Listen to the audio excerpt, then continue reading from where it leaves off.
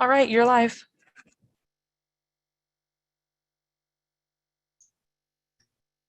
Thank you. This is Chair Yacobo, and I'd like to welcome the commissioners, the staff, and the public to the Thursday, August 19th meeting of the Transportation Commission. Again, we are in a virtual or remote environment.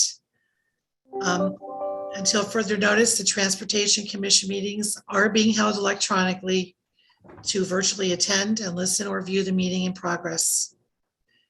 The Transportation Commission meetings are televised on Cox Cable Channel 11, streamed online at scottsdaleaz.gov, and are available on Scottsdale's YouTube channel to allow the public to listen or view the meeting in progress. With that, I will formally call the meeting to order and ask for a roll call. Susan. Thank you. Thank you. Chair Yacobo? Present. Thank you. Vice Chair Anderson? Present. Thank you. Commissioner Kowal is absent. Commissioner Lal? Yeah. Thank you. Commissioner Miller? Here. Thank you. Commissioner Pachowski is absent and Commissioner Yates is absent. Thank you, Susan. I wanted to remind the commissioners that we do have a quorum tonight, but it is commendable that for several months or maybe a year in a row, 12 months in a row, we've had everyone present. And so it's unusual to have 3 persons gone, but it is summertime in the Valley. So, and we also missed Commissioner Yates last month. That would take us to the public comment period. So spoken comment is being accepted on both agendized and non-agendized items. The request to speak forms must be submitted no later than 90 minutes before the start of this meeting. Susan, do we have any spoken comments? We do not. Okay, thank you. Written comment is also being accepted for both agendized and non-agendized items and should be submitted electronically at least 90 minutes before this meeting. These comments will be emailed to the Transportation Commission and posted online prior to our meeting. I would like to acknowledge that we have received public comments and as well as the city's disposition to those public comments.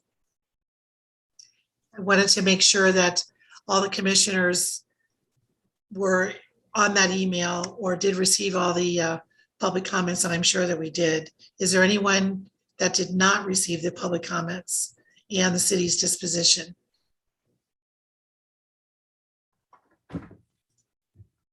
I don't see any hands. Very good. And those were also posted online with this agenda packet for the public to view. Perfect. That takes us to item number 1 on our agenda, which is the approval of the meeting minutes. Susan, did you want to make a comment here? I do. Thank you, Chair Yacobo. See how quickly I forget. We did inadvertently post originally on the packet last week the draft minutes for a different date, but we did correct that today, and we sent a copy out and a notice to the commissioners to make sure you'd have time to view the June 17th minutes as they have been listed on the agenda. Thank you. Thank you. Before asking for a motion to approve, are there any changes or edits to the minutes? I don't see any hands. Oh, actually, Commissioner Miller has a hand raised. I do not. Oh, yes, I do see her hand. Yes, Commissioner Miller. I'm sorry, my battery died in my mouse, so I'm trying to do it with my touchpad. I just saw a couple of typos on what I believe is page 2 under number 4. Performed as opposed to preformed, right in the title. Ooh, thank you. And then right on line 2, it should be provide instead of provided. Is to provide. Thank you. Okay. I'll make those 2 changes. Are there any others? No, that's all I saw. Thank you. And I don't see any other hands. So I will ask for a motion to approve the minutes as amended by Commissioner Miller. This is Vice Chair Anderson. I move that we approve the minutes as amended. And do we have a second? This is Commissioner Miller. I will second. Thank you. Susan, we'll require a roll call for this. Okay, Chair Yacobo, Yes, approved. Thank you. thank you. Vice Chair Anderson, Yes. thank you. Commissioner Lal, Aye. thank you. And Commissioner Miller, Yes. thank you. Minutes are approved as amended. Thank you. That takes us to item number 2 on our agenda, which are the guidelines to identify pedestrian crossing treatments. It's a little bit of an information and discussion. I believe Corinne Goodtopoli is going to present to us tonight. And I can see your screen, so that's good.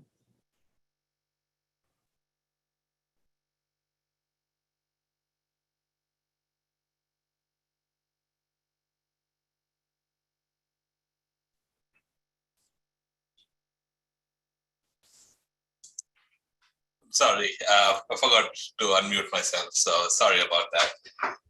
Good afternoon, members of and chair and commissioners for Transportation Safety Committee. Again, this is Kiran Goodtopoli, principal engineer with the City of Scottsdale.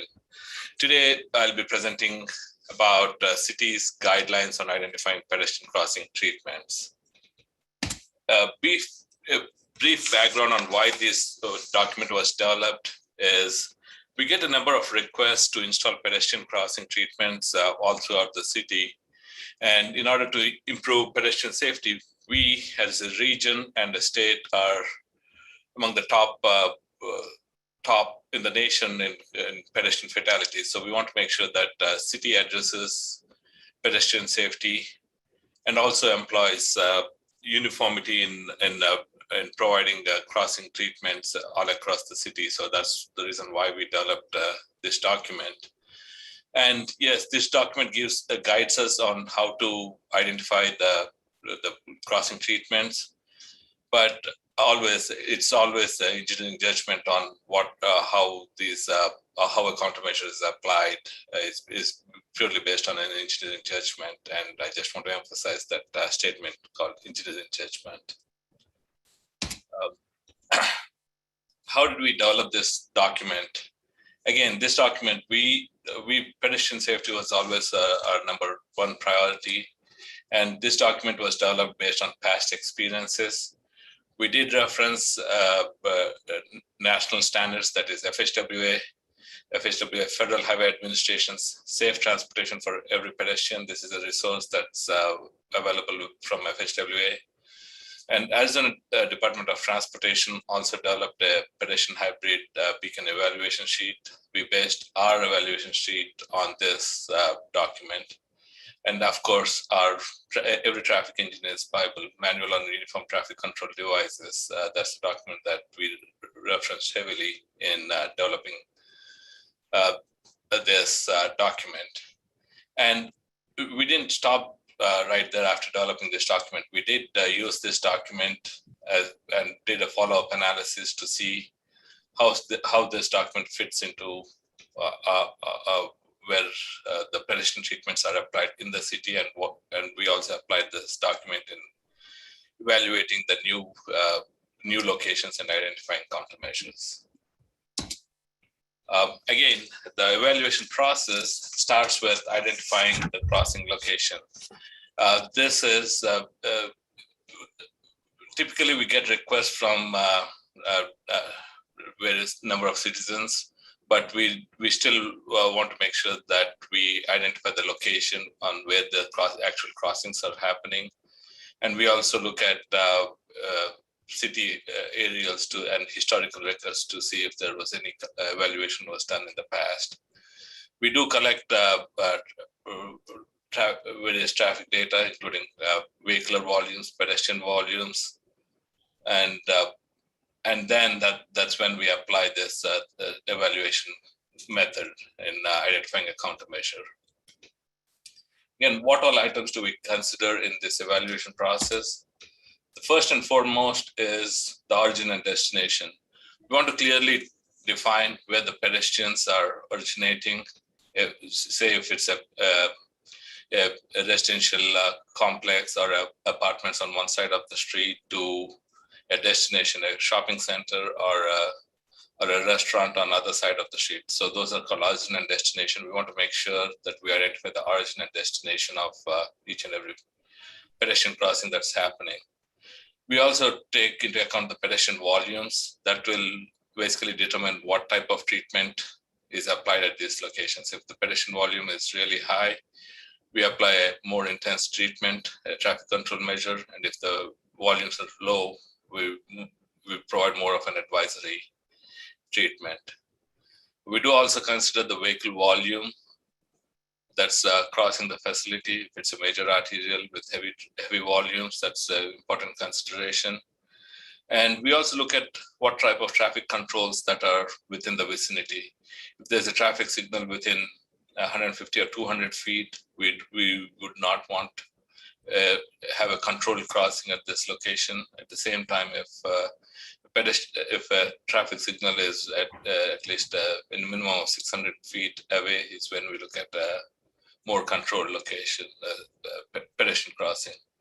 We also look at the posted speed limit. If the speeds are higher, where the stopping distance increases exponentially with the speed. So we do consider speed as an important factor in making sure that we identify appropriate countermeasure. We do look at crossing distance. That's another important factor in establishing a countermeasure. And sometimes we do provide a median refuge for people to stop and provide a safe location for stopping in the median before completing the entire crossing of the entire segment. And again, median type, we also want to make sure that there is good visibility on the median when the pedestrian is stopping in the median. Roadway illumination, as street lighting is also an important consideration when a pedestrian is expected. Collision history, we look at past collision history if there is more of a vehicle collision, or if there are any vulnerable users, that is pedestrians or bicycles, where the clashes occurred at this location. And side distance, again, we want to make sure that the pedestrian is crossing the street is visible from all directions. That's an important consideration as well. Again, after looking at these factors, there's a ranking or an evaluation scoring sheet. Thresholds are developed again based on past standards. We typically look at a minimum of 30 points to consider a higher level of treatment. That is, a higher level of treatment is referenced as a rectangular rapid flashing beacon or a pedestrian hybrid beacon. A traffic signal or a grade separate, these are considered as high level treatments, wherein the expected this thing is very high. Again, this document identifies the various pedestrian crossing treatments that are available in our toolbox, and these countermeasures are recommended based on the engineering judgment and also the site characteristics that work well in certain locations that may not work in certain locations. Going into details on each one of these treatments, high visibility crosswalk. This is typically employed on a facility where the speed limit is between 25 to 30 miles an hour and volumes are low. That's 3,000 to 5,000 ADT. And also the crossing distance is less than 50 feet. It's typically striping, high visibility striping that occurs on this type of facility. And the next one is the impairment signage. This is typically on where the volumes are a little higher than usual. And again, adding a high visibility crosswalk makes it more apparent. One disadvantage of going with this kind of treatment is the signs in the median keep getting hit often, and there's ongoing maintenance that needs to occur to make sure that the signs are always in place. This is often used in downtown type locations for better yielding from vehicular traffic. Raised crosswalks, these are typically used in residential neighborhoods. And again, we'll get an added benefit when we use high visibility crosswalk and impairment signage along with the raised crosswalk. And the typical cost of such an installation is about $8,000 per installation. Bulb out and curb extensions. These are used in typical downtown environments, and where on-street parking is allowed. And this helps in reducing pedestrian crossing distance and improving pedestrian safety. And this is the cost of this is a little bit higher than raised crosswalks. It averages about $15,000 per extension. Unmarked pedestrian refuge. These are typically used on a high, as a first step to see if we see a pedestrian crossing at these locations, but there's not a typically high volume of pedestrian crossings happening at this location. It's when this type of countermeasures are applied. And this pedestrian refuge helps in splitting up the crossing. So a pedestrian is expected to cross half the distance, look at oncoming traffic, and cross the other half of the roadway segment. The typical cost of installation is about $30,000. And the main reason for this high cost is the crossing or the curb cuts need to be ADA compliant. So that's the reason why the costs are a little higher. The next type of crossing is a rectangular rapid flashing beacon. This is used on a facility where posted speed limits are between 30 and 35 miles an hour. And traffic volumes are also between 9,000 and 15,000 ADT. ADT is annual daily traffic. This is not typically not a controlled crossing. It still works on the drivers are still required to yield to pedestrians at these locations, but because of the flashing beacon, drivers are expected to have high level of compliance and yielding to pedestrians. The average or typical cost of doing rectangular rapid beacon is about $20,000 plus signing and striping costs. The next few are typically traffic control devices, wherein the vehicular traffic is required to stop to pedestrian traffic. The posted speed limit to apply a pedestrian, typical we look at 30 to 50 mile per hour facility with high heavy traffic volumes. And also this is typically an application for an arterial or a high speed facility. There's a MUTCD guidance on when a pedestrian hybrid beacon needs to be applied. And this device assigns the right of way to the pedestrians, and vehicular traffic is required to stop and yield to pedestrian traffic. The next more controlled traffic control mechanism is a traffic signal. Again, this is applied more on an arterial or a major facility with heavy traffic volumes and also heavy pedestrian traffic. And this is basically a traffic signal warrant that needs to be completed in accordance with MUTCD, Manual on Uniform Traffic Control Devices, Chapter 4C. The average cost of a traffic signal is about $275,000. Again, the costs that are provided also this presentation are typical costs. The present costs are coming in a lot higher than what's shown in this presentation. Again, because of COVID and material shortage, the cost numbers are coming in way higher than what's shown in this presentation. Last but not the least, the pedestrian crossing facility is a grade separated pedestrian crossing.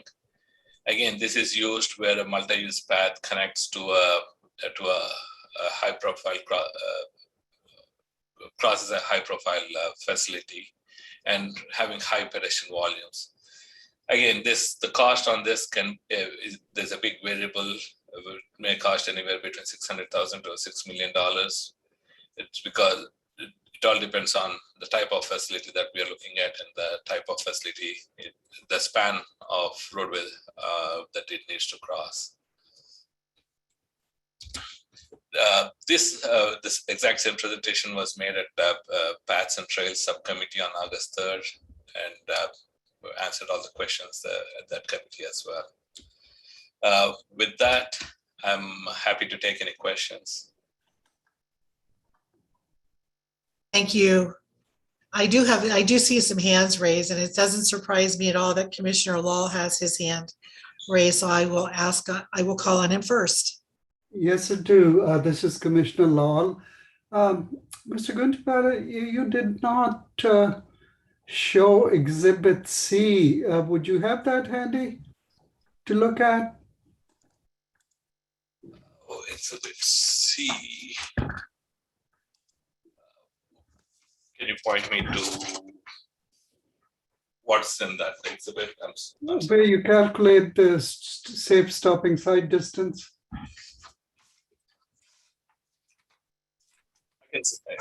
Again, side distance, I can pull it up, but I can certainly answer the questions on it. Well, if you can pull it up, that'd be great. Give me 1 second then.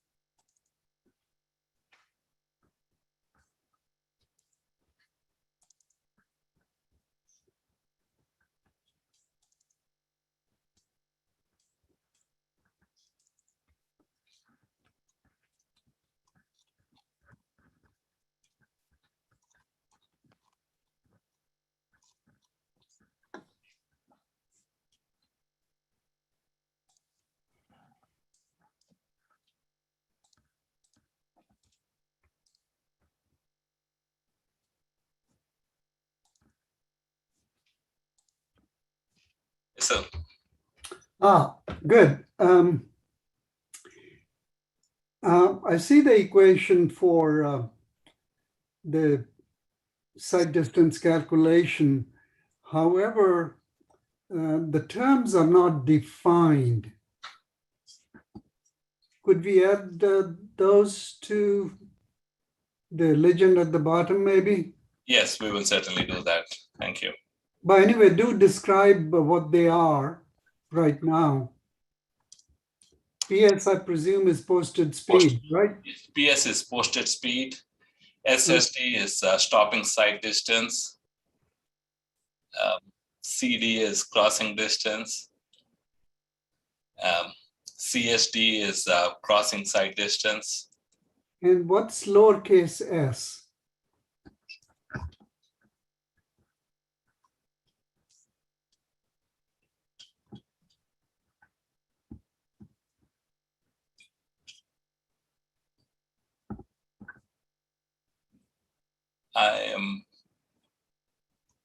Let me help you with that. It's supposed to be the grade or slope of the roadway. Yes, sir. And actually, I tend to use a different form of this because this can get confusing. Let's say it's a level roadway and you're using zero slope. The denominator here would become infinity. So we want to use at least one anyway. Yes. But there is a different form of equation which kind of does a constant plus minus the slope as a percentage. But in any case, go ahead and add the legend. That will help. Yep. Thank you. Thank you. Thank you, Commissioner. I see another hand from Commissioner Miller. Hi, thank you. This is Commissioner Miller. Question for you. I know in the documents that you provided, we also talk about latent demand, figuring out how many pedestrians would cross there if there actually were a crossing. So I'm just wondering if you look at all of this information as you are building the roads proactively rather than only reactively. You know, particularly with an example like the pedestrian refuge, cost must be significantly less if you're doing it as you are rebuilding the road for a complete street than going back in after the road has been built and putting it in. Chair and Commissioner, yes, we do, sir. Like when a new development comes in, we do look at what type of pedestrian circulation this development is providing, and we require and stipulate the developments to actually provide the type of facility that's warranted by the development. And also when there's a restriping project that's overlay project that's currently happening within our program, we do look at various treatments that need to be applied, let it be a pedestrian refuge or a bike lane that needs to be added on a facility. We do look at those type of treatments, and we try to get those included as one project rather than going and cutting the road multiple times. Wonderful. Thank you so much, Mr. Polly. I see another hand from Vice Chair Anderson. Yes, this is Vice Chair Anderson. Karen, got a question for you. On the rectangular rapid flashing beacons, has the city ever looked at putting in pavement flashing lights in association with that, where you get the flashing lights on the crosswalk on both sides? There's a lot of those in California that seem to work pretty good. Thank you. We, Chair and Commissioner again, we did not look at any in-pavement treatments just because it's difficult to maintain those in-pavement lighting. We have to close down a travel lane to replace any of those LEDs or change out those LEDs. So it's more, what do you call it, the effectiveness. We did not look at the effectiveness of them so no, we did not consider any of them in the city of Scottsdale. Okay, I was just curious. Thank you. Thank you. Commissioner Law, did you have another question, or did you not take your hand down? Yes, I do. I forgot it last time. Commissioner Law again. Is this manual entirely new, or is this an evolution of some existing documents that the city worked with before? Chair and Commissioner, this is a new document based on our experience. Previously, there was no documented process, but we were still doing it based on our experiences in the past.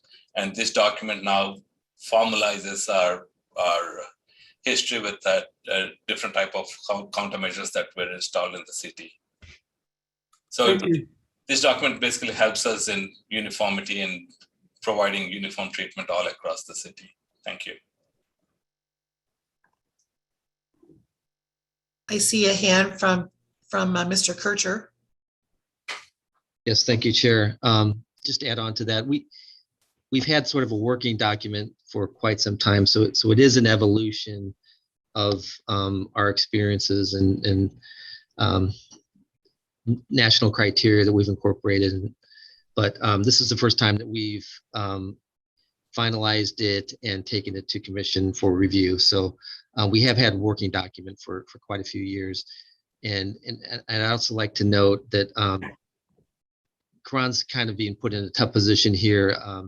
One of our traffic engineers, Sam Taylor, who you guys know from previous presentations, he focused on a lot of our safety issues and especially our pedestrian safety.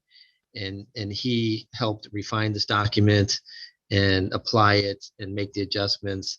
And Karan and I were certainly involved, but Sam was our primary person in putting this together. And he left about 2 weeks ago. So Karan had to step in and present this. So and did a great job. But I just wanted to sort of acknowledge that Sam Taylor did really help and was our main pedestrian safety person. And unfortunately, he's not here to present this today. Thank you. Thank you. Karan, I do have a question for you. This is Chair Yakovo, and it's kind of following up on Commissioner Miller's comment. Maybe you know, or you don't, maybe you know, I'm assuming you do. So one of the slides was the low or latent pedestrians. I forget, maybe it was the pedestrian refuge. It's more expensive due to the ADA compliance. Would you know where in the city that solution may be getting applied, or if it exists right now? Madam Chair, this is I'm trying to get to the slide. Yeah, there you go. There you go. This is a picture that was taken at 100th Street, just north of Frank Lloyd Wright. Okay, so There's also one, sorry, it's Phil Kircher again. There's also one on 68th Street, south of Indian School, on the west side of the W Hotel. There was a pedestrian connection from the neighborhood into downtown. There's one on Miller Road, just north of Indian School, that we installed just a few years ago. So we do have a few around town. As Karan said, when we have requests for crossings and we think that it doesn't quite meet the criteria for like a hawk, sometimes we will put these in first and then continue to monitor them to see if there's latent demand and more crossings, and then consider upgrading them to either RRFB or a hawk. Thank you. understood. That takes me to my second question, which is kind of a wonderment. So I think it's the next slide, Karan, or maybe the next one.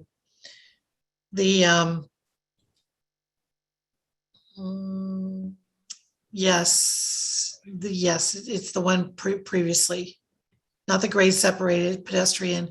Yeah, so this is the higher speeds, right? And there's more volume. So what are your thoughts on, it seems to be that through this solution, we would be mixing pedestrians with higher speed traffic. Is that problematic, or is that not? This is Kiran again. This is a controlled crossing, so the vehicles are required to stop with it's called a pedestrian hybrid beacon or a hawk.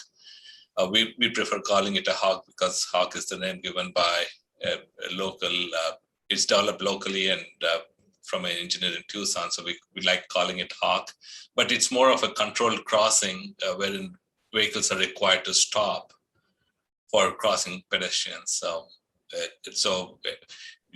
somebody not obeying the sign, it's like a traffic signal that could be cited for not obeying a traffic signal. So there's not a safety issue or concern with mixing pedestrians with vehicles that might be traveling 50 miles per hour? Yes, it's the safest pedestrian type mitigation crossing mechanism that could be done on a facility.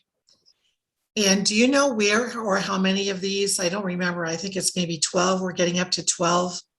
There are 12 crossings in the city, and we are planning on adding two more, one at Thomas and 86th Street. And the other one is Camelback and Saddleback. Those are the two new that will be coming online, and hopefully, we're hoping to get them in by end of next year. Okay, thank you very much. Thank you. I don't see any additional hands, and so I thank you for your presentation, Corinne, and like Mr. Kircher mentioned, good job Thank you. for having to step in. So thank you very much for that. Thank you.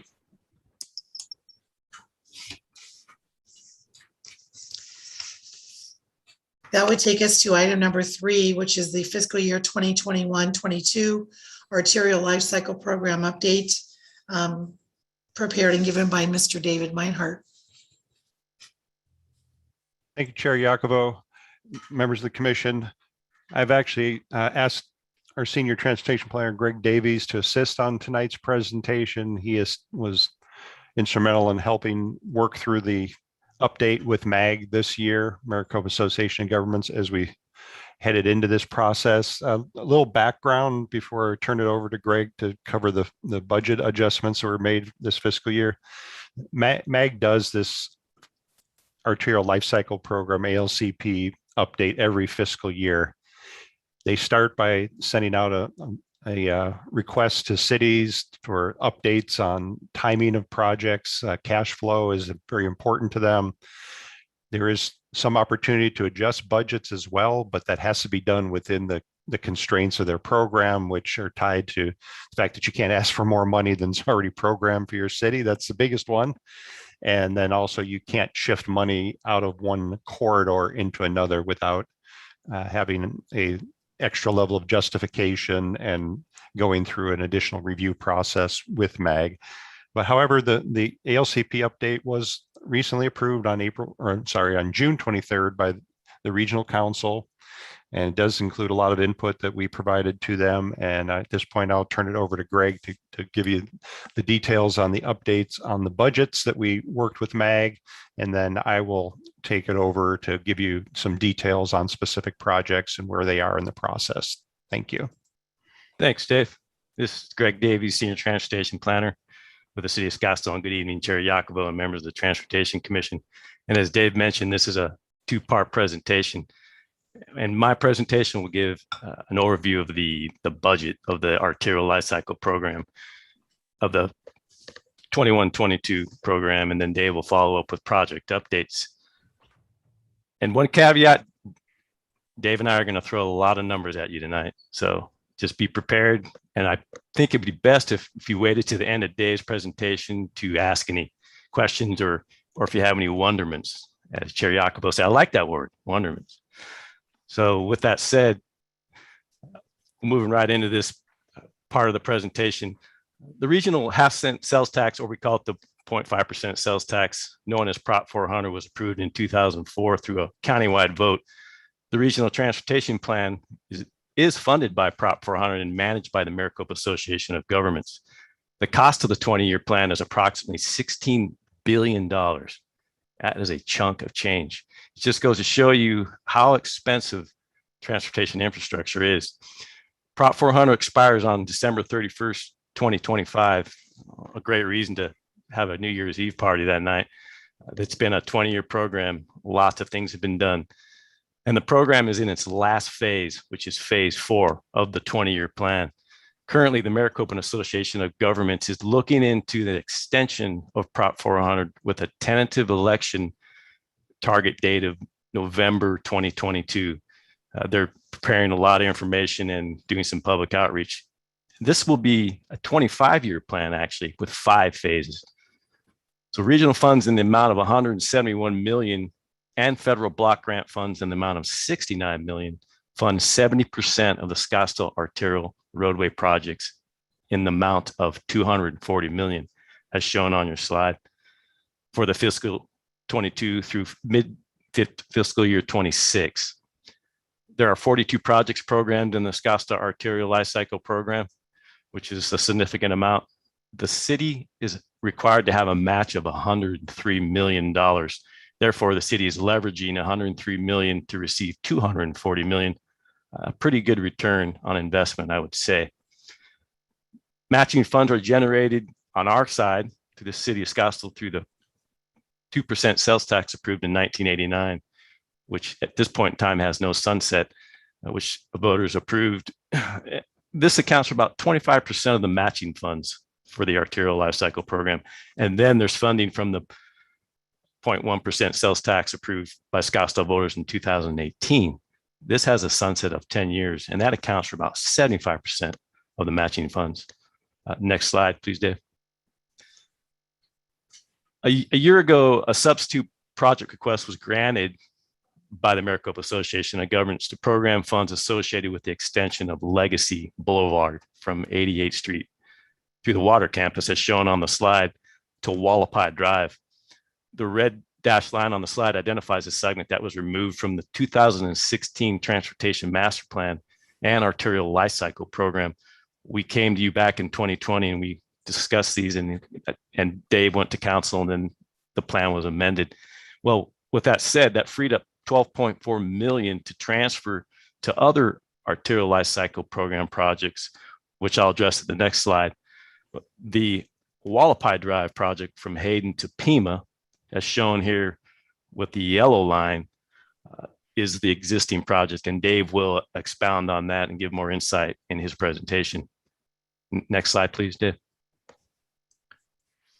And as I mentioned just in the previous slide, a total of $12.4 million was freed up from the Legacy Boulevard project and transferred to other arterial life cycle program projects. And you can see on this slide, these are the projects. Project cost increases from these projects that are listed are a result of scope adjustments, such as a sound wall for Pima Road project, more detailed project analyses, escalating right-of-way costs, which Dave will expound on. The project shown on this slide required the additional funding, and here's the additional funding. $5.4 million was allocated to Happy Valley Road from Pima to Alma School, as shown in the upper right of the slide. And then $3.9 million was allocated to Pima Road from Pinnacle Peak to Happy Valley. And we plan on going out with a joint bid for those projects. And then $3.1 million was allocated to the Raintree Drive, Scottsdale to Hayden. The varied colors in this slide represent project phasing. So that's why the color is a little different. Next slide, please, Dave. The Hayden and Miller Pinnacle Peak Road to Happy Valley Road, obviously a project that the Transportation Commission is well acquainted with, was originally scoped as a low water crossing and has been allocated an additional $5.6 million to construct a roadway bridge over the Rawhide Wash. And in Dave's presentation, he'll show you some cool graphics. This funding was provided through the rebalancing of the Arterial Life Cycle Program, which provided funding for Scottsdale in the amount of approximately $20 million. It says 19.9, but to rebalance the program, those funds were provided. And so that was a bonus. So that's that project. And then lastly, I'm going to talk about the Scottsdale Air Park area projects, which are going on right now. There are some increases and decreases on these projects, obviously, as shown on the slide. For the Frank Lloyd Wright Loop 101 interchange, the budget increased $1.2 million to reflect an updated DCR estimate for the conversion to a tight diamond interchange. And then since ADOT is designing and constructing the Loop 101 widening between Shea Boulevard and Pima Princess, the design funds for this project were programmed as, they were originally programmed as regional funds. We converted them to federal funds. And as you're aware, ADOT, when they do their projects, a lot of their projects are federally funded. So we can basically flex the regional funds into the federal funds. For the Raintree Drive Loop 101 interchange, the budget decreased by $4.4 million to reflect an updated design concept report estimate for adding more right turn bays only. Our recommendation for this project was not to include any significant changes to the freeway interchange. So that freed up that money. And Scottsdale then converted the design funds from regional funds, which is the half-cent sales tax funds, to federal funds again, since ADOT was designing and constructing the widening of the 101 from Shea Boulevard to Pima Princess, which will partake soon. And I believe Dave's on that selection committee for the design consultant. The $4.4 million in project savings was then transferred to the Raintree Scottsdale Road to Hayden Road project is shown at the bottom of the slide. It's mentioned there. For the Redfield Road Raintree to Hayden project, expenditures for design and right-of-way are not required. And that freed up $1.2 million in regional sales tax funds to transfer to the Raintree Drive, Scottsdale Road to Hayden Road project. And Dave obviously will give you more detail as he goes in the project updates. But as I mentioned, I threw a lot of dollars at you. So Dave's going to go into the project updates and he'll get into kind of the more nitty gritty. But that's the fiscal year 21-22 arterial life cycle program financial piece to this. So with that said, that's the last slide, and Dave can take it over. Thanks, Dave. Thank you, Greg. And I just want to thank Greg for his work and coordinating with Mag and me on developing this update, something that I have been doing the last few years, but Greg was more than willing to jump in and help keep this process going forward and making sure that we've got a wider range of folks that can manage those types of items as we head forward into the future. And again, I will now move into details on specific projects that we're working, starting with items in construction, then moving on down through projects in design, and then into projects that are getting close to going into design. So I'll run through those quickly, and then we'll be happy to answer any questions the commission has. Greg mentioned Raintree Drive, Scottsdale to Hayden quite a bit. And this is a project that we got a proposal from a contractor for a guaranteed maximum price a year and a half or so ago for this entire corridor for over $25 million. That's the blue, the yellow, and the orange. Unfortunately, when that proposal came in, our budget was only allowed us to move forward with just the yellow piece here from roughly 76th Place and Redfield Drive, where a roundabout is going to be constructed up along the freeway, and then to just shy of the Raintree and Hayden intersection. With the adjustments that we've been able to move through the MAG process this year, we now do have enough funding to complete the entire corridor. We are working right now with the contractor to add in the segment at the top in orange, including a roundabout at Hayden and Raintree, to go along with the work that's shown in yellow. So we, instead of having the yellow is phase 1, the orange phase 2, and the blue is phase 3, instead we now have a phase 1A, I'm referring to it, and a phase 1B, which will be combined. And we'll be able to get some of that work done sooner than we were anticipating now that we've been able to work with MAG and the budget adjustments. For the last piece, the phase 2, which includes some widening to 4 lanes, where in a short reach where we don't currently have 4 lanes, as well as plans for a roundabout at 73rd Street and currently Thunderbird intersection. That's another reminder. This whole corridor is currently Thunderbird, a little bit of Redfield, 76th Place, 78th Way, Raintree Drive. Part of the whole program and concept through the public outreach that was done on this project years ago is that the entire corridor will be renamed as Raintree when it's completed, so that if somebody is at the intersection of Scottsdale and Raintree on the east, they know they can follow Raintree and end up at the intersection or interchange of the freeway and at Raintree Drive. Now we're up to 40 million or so for our total budget. A lot of funds, and no doubt about it, but it is an important future connection that we've been working hard to get to this point. As Greg mentioned, some of our challenges we have on these projects, in particular on this corridor, have been related to the cost for right-of-way. That cost has ended up being probably $4 million more than we thought it was going to be.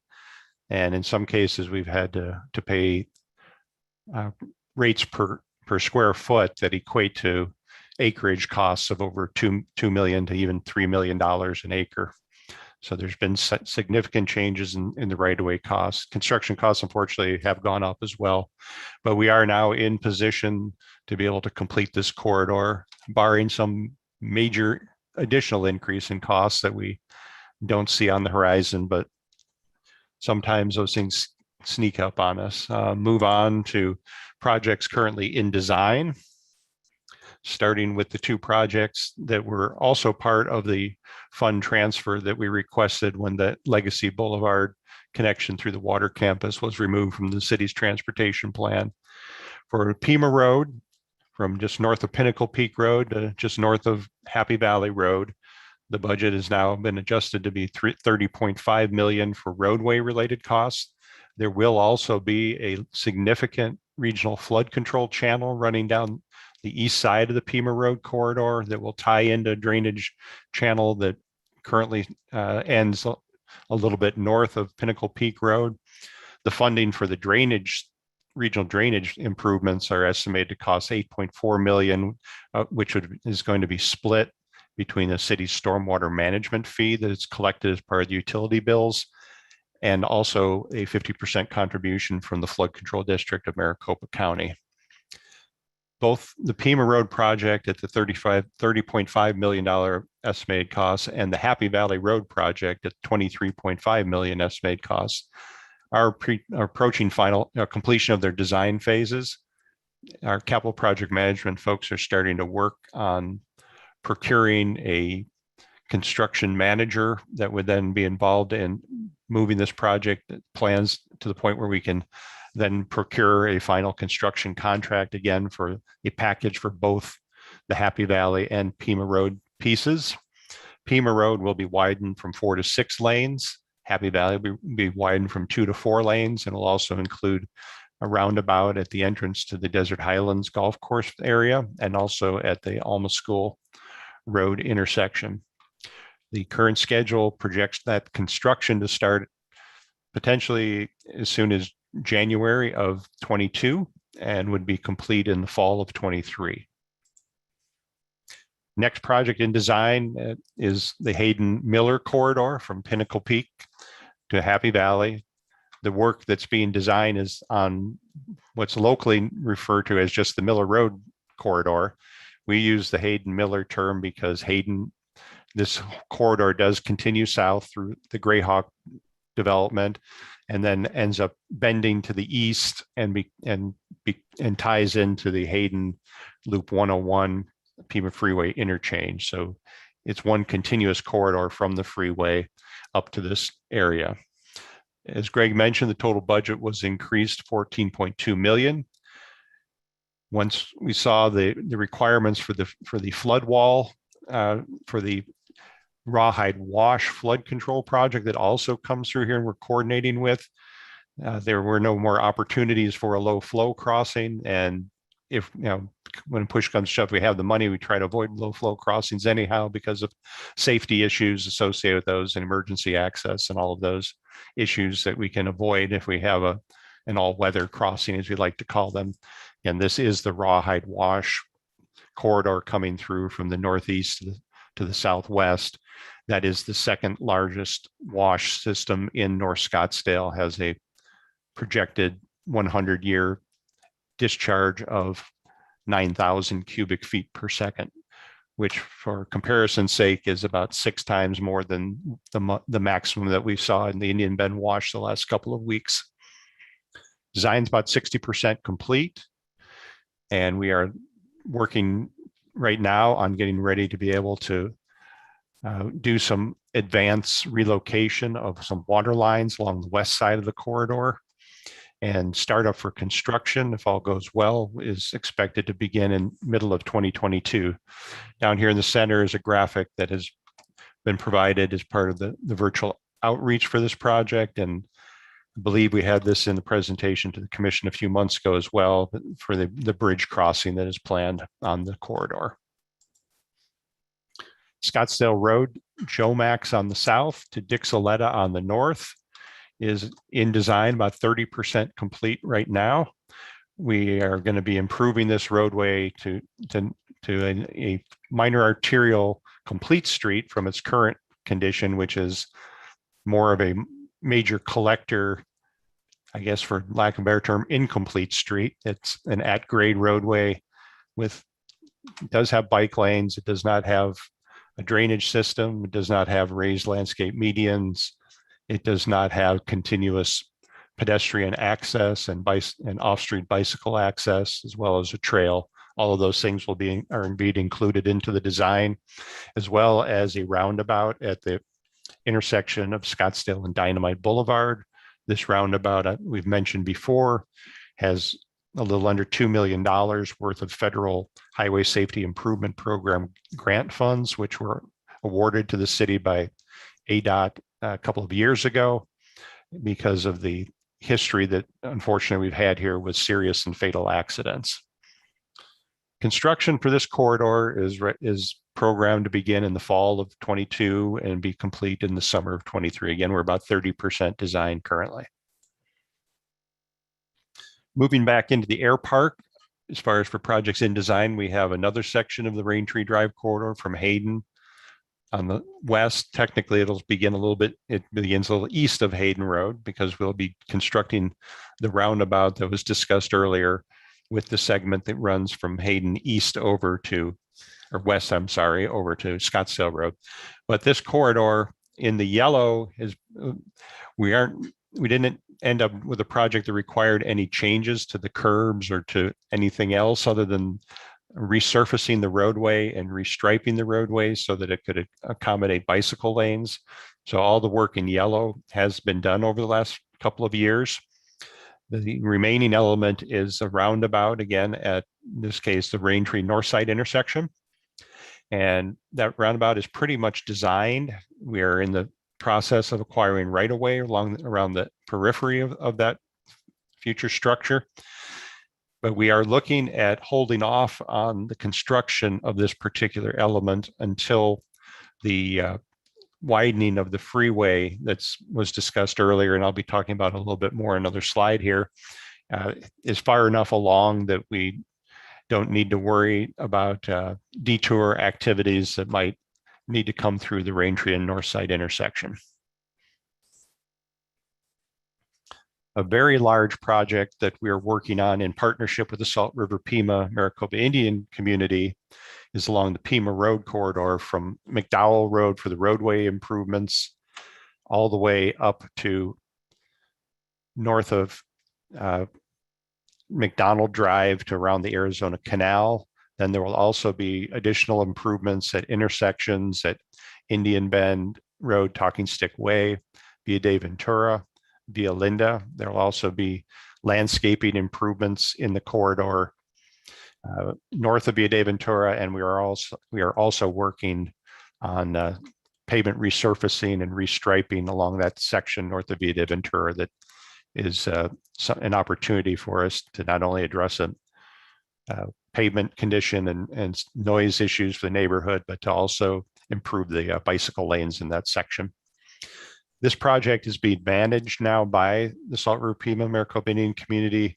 That was a requirement associated with the $50 million federal grant they received back in 2019 to be applied towards improvements in this corridor.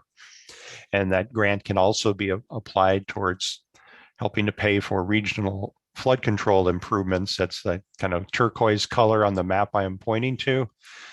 They'll collect flows from starting around the Thomas Road vicinity, work their way south to McKellips Road, then over to the 84th Street alignment, and then outfall to the Salt River. We are also working with funding from our stormwater utility fee again, as well as county flood control district funds for that particular portion of it. The roadway improvement portion of the project that has the federal grant money, the local match for that will be provided by the Arterial Life Cycle Program funds, of which are about $21 million still available. Design is about 60% complete. The roadway improvements, the typical section shown on the bottom right here, going from 2-lane to a 4-lane roadway with landscape median, on-street bike lanes. There'll be a sidewalk on the east side. Some of that will be built by the project. Other parts will be built by development on the tribal lands. And then there will not be a sidewalk on the west side. There's not enough space with the buffering wall that currently exists on the west side, but we do have sidewalk as well as a bike route and bike path on the west side of the roadway. The construction schedule as currently envisioned would begin in fall of 22 and would complete in fall of 24. Again, it is a very lengthy corridor, so there'll be a lot of work over a significant period of time.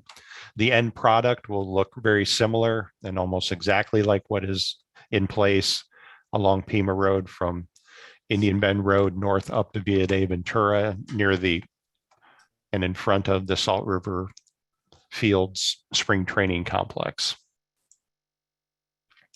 Last section for me is projects that are just moving into design that are part of the RTO Lifecycle Program. Greg and I had both talked a little bit about Legacy Boulevard going away, but having the Hualapai corridor connection completed.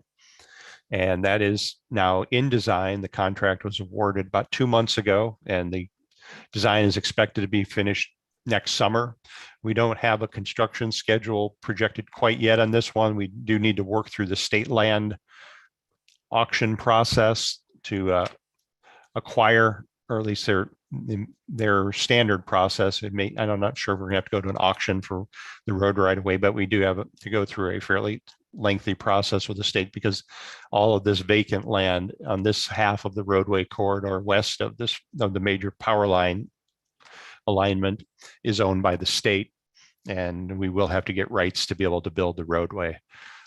Part of the planning that we're doing and design is that we will do all the final improvements for the roadway, and any additional improvements are needed for landscaping, drainage, and street lighting, the sidewalks, and actually a multi-use path are already in place on the segment that I'm pointing to.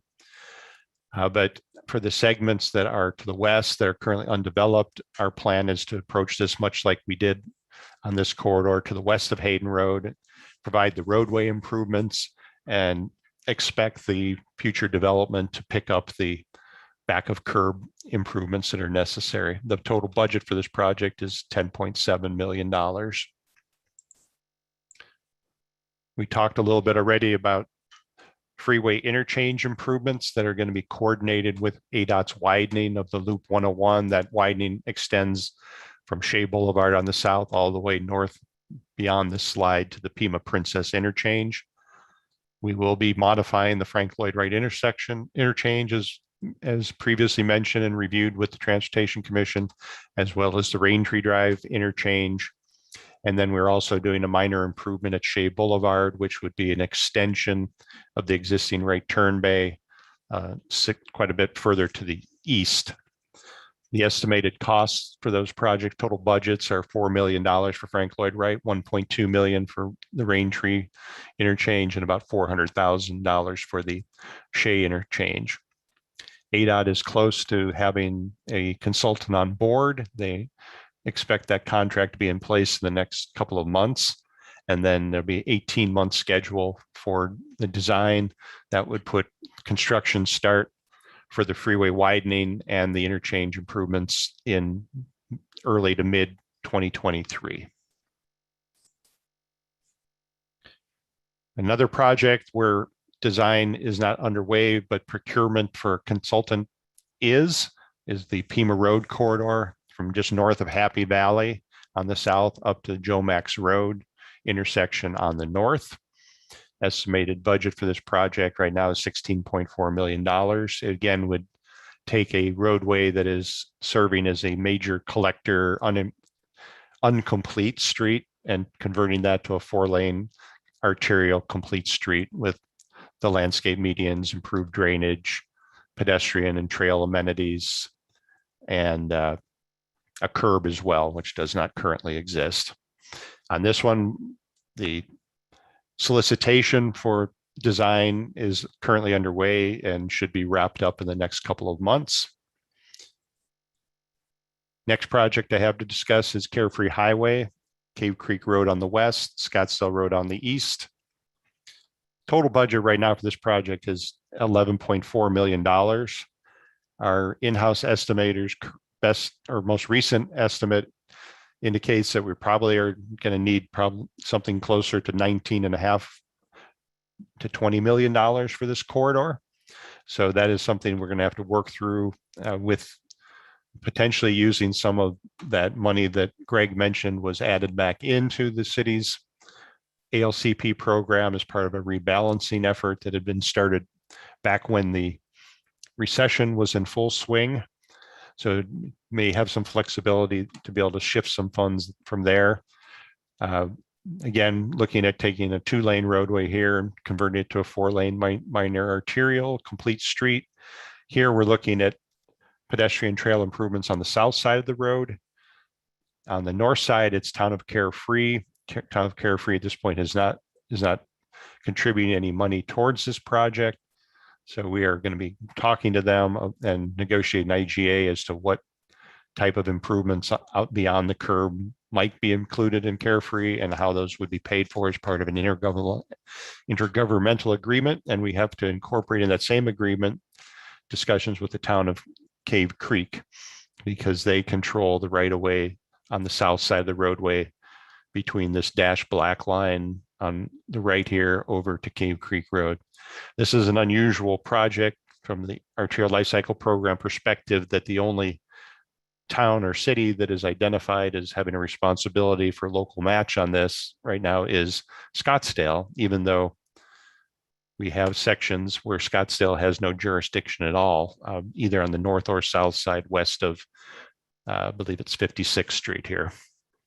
So that's something we're going to be working through with both communities and hope to get design underway before the calendar year is done. And I believe this is the last project I have to brief you on this evening, back on Pima Road, this time from Dynamite Boulevard on the south to the Las Piedras intersection, which is the entrance to the Cinco Dados development on the west side of Pima Road, has a total budget of just under $20 million. Again, this would be a 4-lane roadway.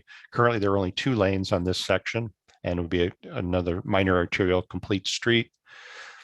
In this area here, we have the Rawhide wash crossing the roadway. Actually, there's drainage that comes across near Dixoletta, and then also in this area where, yes, that is, if you can see clearly, a private racetrack on the west side of the roadway. But we have a lot of drainage to deal with on this particular project, and that might affect the cost beyond even where we are today. But we'll start to get better understanding of that as we move into design. And we do expect to have a consultant on board again before the calendar year is done.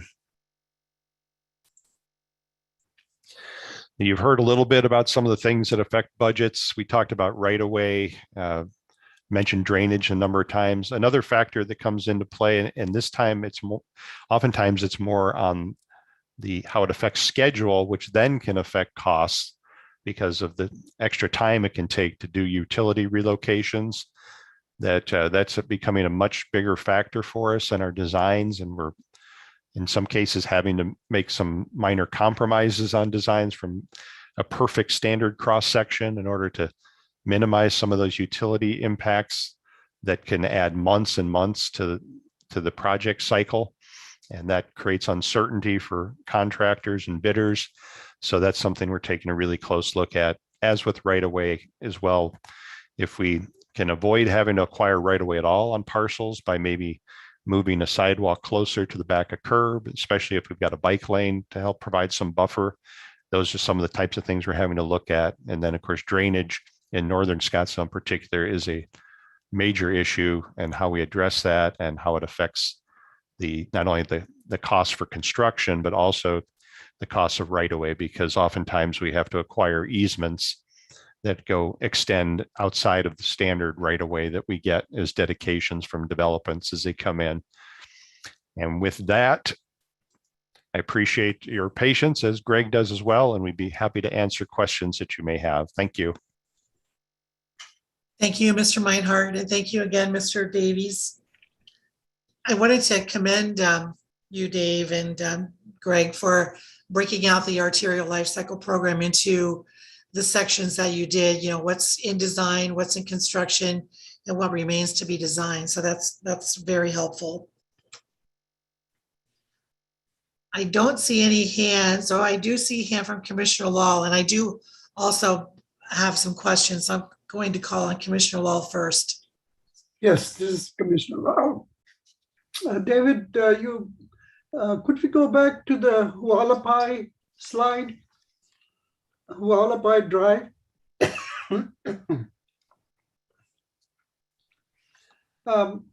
You mentioned portions are already constructed. If it's in the design stage, what's been constructed, will it fit in with the design eventually that comes up? Yeah, thank you for that question, Chair Yakovo, Commissioner Lal. Yeah, the roadway, sorry, I can't zoom in to show you, plus I've covered it up with a yellow line, but portions of this roadway were built as a minor arterial by the Greyhawk development on the north side along this section about right from Greyhawk Drive on the right here, moving on the east, moving to the west over to the edge of the power lines where the golf course is. And then the water campus built the frontage for the eastbound lanes when they came in to develop. There's four, so we have a 4-lane section for a short distance.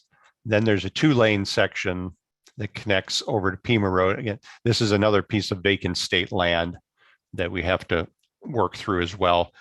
But yes, the roadway that was built is of a sufficient width for what we need for our roads today. Actually, it's slightly wider in that it was assumed with 12-foot lanes and a bike lane. Now we use 11-foot travel lanes with our bike, and bike lanes used to be 4 feet, and now our standard is 5 feet.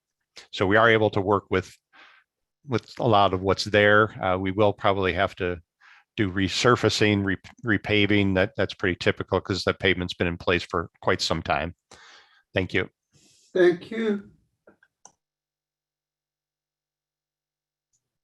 I see a hand from Commissioner Miller.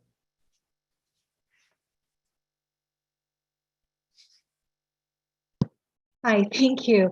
Out of curiosity, in the whole life cycle, the crossings over the Indian Bend Wash, McDowell, Thomas, Indian School, does that come strictly out of the transportation budget? Is that considered through flood control? How is that life cycle funded? Chair Yakovo, Commissioner Miller, are you talking about like for where we have the bridges over Indian Bend Wash? Right. I'm just thinking that, the more water that's running under them, the shorter their life becomes. So, yeah. Those structures which were constructed in some various partnerships with private development, city bond money. Some parts of that system was Army Corps of Engineers, County Flood Control District. But as far as what's out there now, it's pretty much the city's responsibility for trying to address any issues and any reconstruction.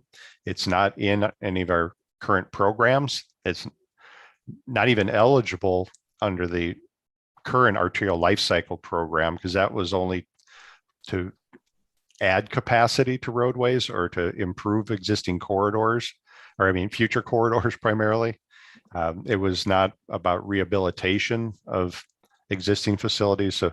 So that is one of those issues. It's one of the things we brought up when we were talking about the pavement preservation and maintenance issues and how we factor that into our future planning that we do have to deal with.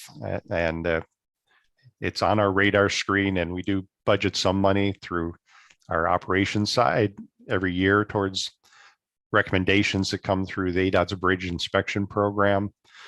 But you can have big hits to your budget happen, as we did with the bridge on 68th Street over the Arizona Canal, and the Drinkwater Bridge.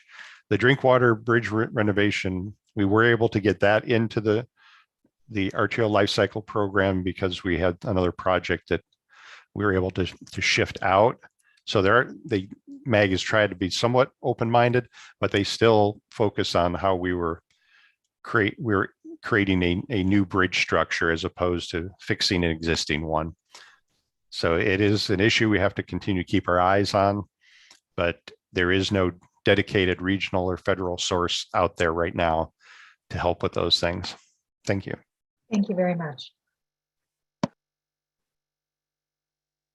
I see a hand from staff member Greg Davies. Up, it just went down. Yes, thank you, Chair Yes. Yacobo and Commissioner Miller. Yeah, it was a great question, and Dave did a great job explaining that. Actually, back in 2014, we applied for some congestion mitigation air quality money to rehabilitate the McDowell Road Bridge at 1.6 million. So we did do that, but that's our part where we go out and they have this opportunity to apply for federal funds. In that case, we did apply, we received it, and we rehabilitated the McDowell Road Bridge. So that was one project that we did do with obviously our sales tax funds as well as federal funds. The one caveat on the McDowell Bridge was that the renovations were justified for that use of funds because we were making room for improved bike and ped facilities as part of it. Wonderful. Thank you so much. Yes, thank you, Mr. Meinhardt, and thank you, Mr. Davies. If we still have time, I just have a couple of questions for, I think it's going to be Mr. Meinhardt will be the person to field those questions. But I remember at one of the commission meetings, we talked about the interchanges and the improvements to the interchanges at Raintree and Frank Lloyd Wright on the 101 as part of the ADOT widening project. Or am I mistaken that I thought that Raintree was always going to be an interchange, and now I see that we've saved money by just adding additional right turn bays, or am I confused? Chair Yacobo, members of the commission, it's still an interchange. The budget that had been originally set up for that interchange had assumed the possibility of doing a series of roundabouts. And that was where, when ADOT's consultant team took a more detailed look at that option through their design concept report, their recommendation was that could provide challenges on whether or not the roundabouts would function properly. We just didn't have a comfort level in going there and not having a certainty that the roundabouts would function well. So then it became the next alternative was just, well, how do we make the existing interchange work as well as possible? And that involves putting an extra right turn bay for the southbound off ramp, a new right turn bay for the northbound off ramp, and a right turn bay for the westbound on ramp. So that was what we reviewed with the Transportation Commission back in fall of 2020. Thank you. Thank you. I do have another question about that location. So and maybe it's just a wonderment, as to quote Mr. Davies, but 18 months for design for this widening seems like a very long time. Is there right of way that needs to be acquired, or is 18 months a standard ADOT period of time for the designer to widen an existing roadway? Chair Yacobo, members of the commission, that ADOT is the agency setting that schedule. Now, they do have to go through environmental clearance processes, so that does add time to it, but that's based on their best understanding of what it'll take to get the project done. Yeah, we're relying on their judgment there, since they're providing the majority of the funding and work. We're just supplementing that at the interchanges. Thank you. Thank you. I have another question about the Raintree Road, Scottsdale to Hayden discussion. I sort of remember, so I've been on the commission for 4 years, a little more than 4 years, 4.5 years. That's been a long running project. Do you know about how long the city has been talking about what needs to be done there, and how long the designer was under contract for, and what that contract was, the amount of that contract? Yacobo, members of the commission, I don't have the design fee on numbers off the top of my head. I can say that project was about to head into preliminary design when I retired. And what year was that, Mr. Meinhardt? 20. I left the city completely after a part-time stay in mid 2013. Okay, So you're correct. It's been a long time coming.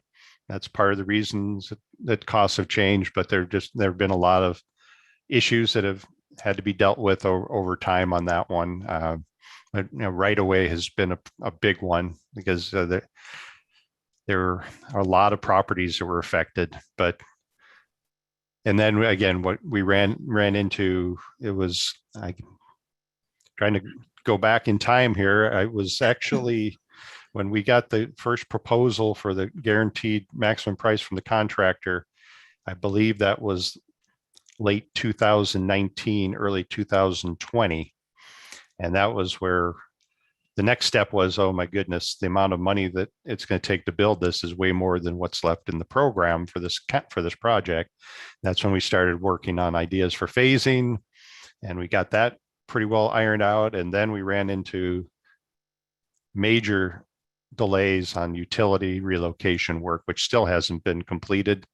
But that we originally thought we could at least get, once we decided on what we could do with the money we had before going through this life cycle update, we originally thought we would be underway in April, and now we're looking at sometime in next month. okay, thank you So very there's been, much. unfortunately, everything that could affect a project schedule has been wrapped into this one, but it is an important project that we want to move forward. For those of you who go way back, this project is part of all the projects in the air park have been done instead of building a tunnel under the runway connecting Raintree Drive over to Butheris Road, which then connects to Scottsdale Road by Scottsdale Quarter. Thank you. Thank you. I just see the $40 million price tag for construction, and I started to wonder, so thank you very much for clarifying how long the project has been being looked at and been under design. And I understand the right-of-way concerns in this area. So thank you very much for clarifying that. You're welcome. And I see a hand from Director Melinchenko. Yes, thank you, Chair Yacovo and Commission members. Just to add a little bit on to Dave's and Greg's presentation, as they talked about, there are a lot of impacts that affect these projects. And one of them is utilities. And what we've done, we're members of a number of MAG committees. And so I brought this up at MAG a couple of weeks ago, and we're going to be forming a working group to get some regional input on the impacts of projects and utilities in those corridors, and get feedback and maybe some ways of how to resolve some of these issues. So we're not sitting pat because it's impacting the cost and the schedule on a lot of our projects. So that may be one way that we'll be able to get some guidance and some input from what our regional partners are also going through. And then lastly, I'd like to commend staff on the creative use of funding and balancing all of these projects. It's pretty mind-boggling, but Greg and Dave have done a wonderful job here, as shown in the presentation. Thank you. Thank you. I do not see any additional hands. And so if that's the case, we can move on to item number 4 on the agenda, and you're excused from any further questions. Mr. Meinhardt. Thank you very much. You're welcome. Thank you, Commission. Thank you. So that takes us to the Pathways Wayfinding Signage Program. And I believe that Susan Conklu, the Senior Transportation Planner, is going to present to us. Thank you, Chair Yacobo, members of the Commission. I just have a very brief update and we can have discussion and then any possible action that you would like to take. The design of our paths and trails wayfinding signage was completed in 2016 by Gavin and Barker and JRC Design. At the time, we had a lot of meetings and updates to the various subcommittee, commissions, and other groups, including the public at 3 open house meetings. And in several of these events, we also included the sign prototypes that you see in the 2 photos. And then in the far right photo, that shows what one of the sign types will look like next to what's already posted out on areas of the path that were kind of a pilot program. So it's just to compare what the changes would be. And currently staff are working on implementation of the path wayfinding signage CIP project, which is currently from Thomas Road to Indian Bend Road. The original design project mapped out where signs would go from Indian Bend Road down to McKellips, mostly on the Indian Bend Wash, but also including portions of the Crosscut Canal, the Arizona Canal, and a small portion of the Pima path.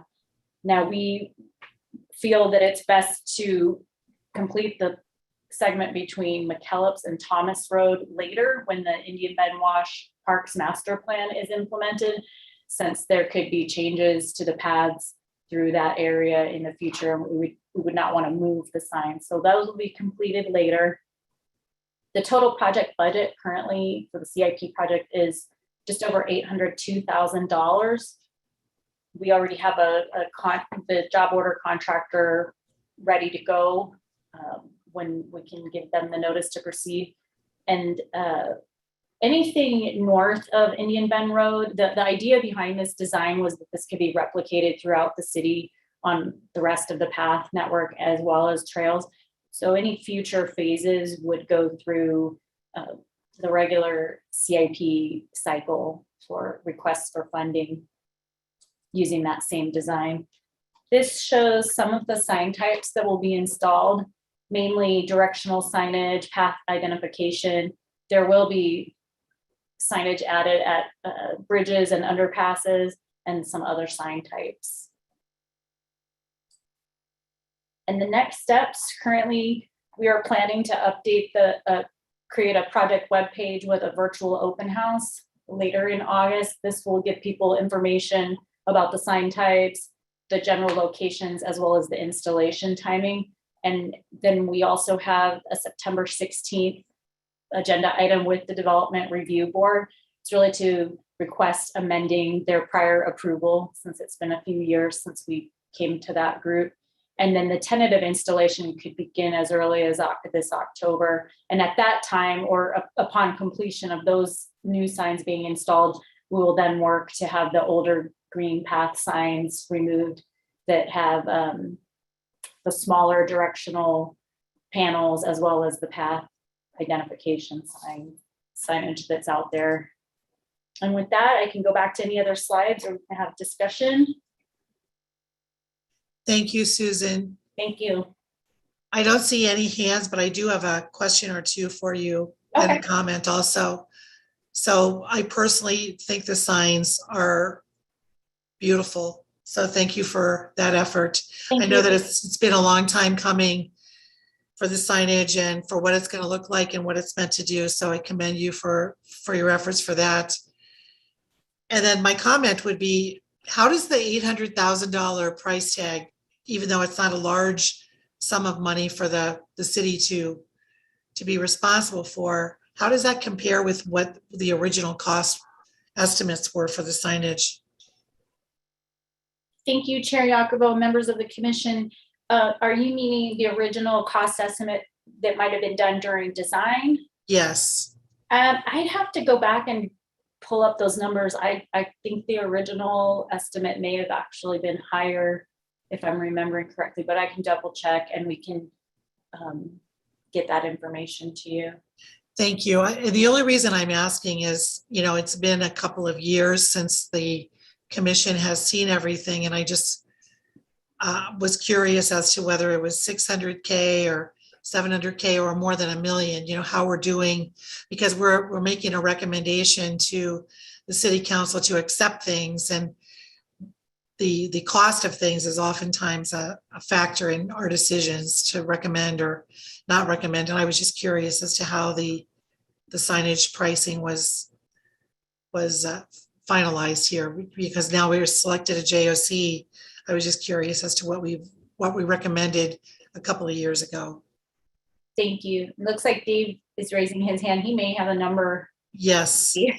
Yes, Mr. Meinhardt.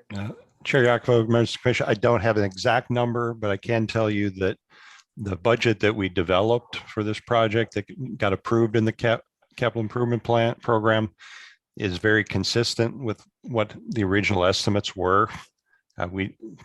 Thankfully, this is one area we haven't seen any dramatic increases in costs. Maybe about the only thing, but it's very close. As Susan mentioned, I believe the number that we budgeted might even be slightly less than what the original estimate was. And the original estimate was done through a design contract, and then when we submitted the project for funding in the capital plan, we had an estimate done by our in-house estimator. Oftentimes those estimates come in higher than what the engineers was. And this one, as I recall, it was a little bit lower. So we're still right in the ballpark. And with the first piece of this we're going to do with the JOC, we'll get a very good understanding of how far we can go to utilize the rest of the budget, because the proposal we got from the JOC does not use the entire budget. So, but we wanted to make sure we had a good first phase and see how that goes before we went all the way in, so to speak.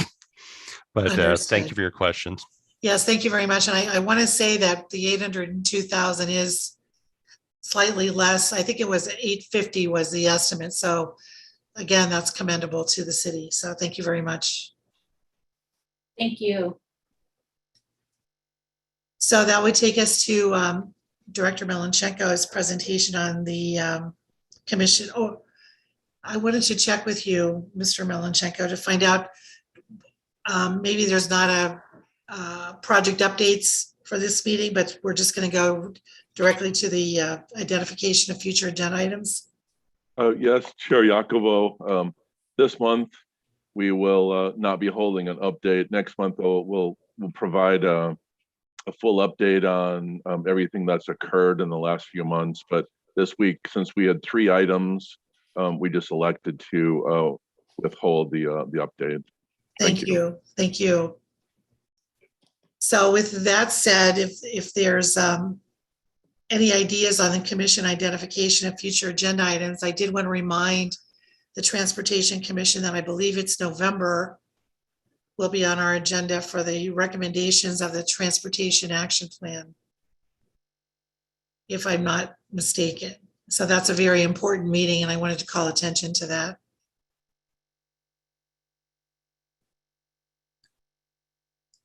So I believe it'll be in November. That'll be a regular meeting.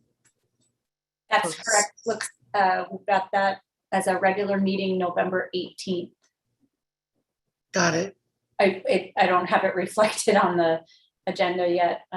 Right, but I do think that it is the November 18th meeting is when we'll make a recommendation on the tap. And we Yeah, should have, Chair Yakovo, Dave Meyer. Yeah, that is the plan for our schedule that we discussed with the commission at your last special meeting, would be to Make the recommendation. make that recommendation for the council. That so unless something happens between now and then that changes it, we certainly are. We're going to be on track from staff perspective to be ready to do that. Okay, very good. And I just wanted to call attention to my fellow commissioners that that's a rather important meeting. And so I didn't see it on here, so I wanted to make sure that we were all aware. Thank you. I don't see any other hands, and so I would ask for a motion to adjourn this meeting. This is Commissioner Miller. I move to adjourn. oh, there's actually 2 hands raised. I just want to make sure those aren't for the item we just finished? This is Vice Chair Anderson. No, I was going to second. the Thank you. motion. Thank you. All in favor of adjourning our meeting, say aye. Aye. Is there anyone opposed? All right, we are officially adjourned. Thank you very much. Thank Thank you. Thank you. Thank you. Thank you. Have a great night. Thank you.